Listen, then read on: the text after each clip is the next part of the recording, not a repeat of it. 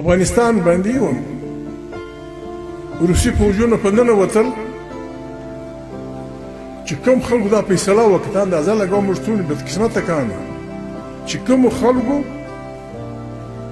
په افغانستان باندې د روسي پوځو حکم ورکړي برزنیف سیکرټري و د کمیونسټ پارټۍ ډېر سړي نواب صاحب هر څه یې خراب زړه سږي رګونه مګونه د ډاکټرانو وینا دا وه چې دا سړی لس منټه خبره کولی شي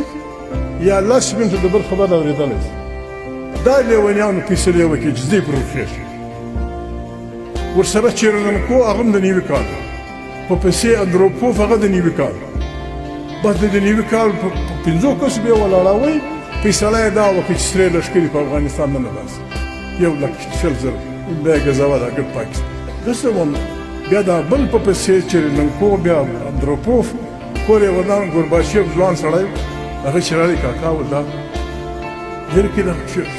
لکې خلک شپرکار وو نو عزیزانو موږ په دې دنیا کې ژوند کوو چې په هغه کې د واک خاوندان نیم لیوني زموږ د ژوند فیصلې کوي نیم لیوني بیمار پر بسترو پراته دا زموږ د قانونو د ژوند فیصلې کوي په دې وخت کې عزیزانو بې ښه تنظیمه بې ښه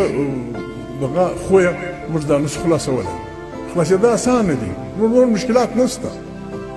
موږ د کام په معنا جوړ کړ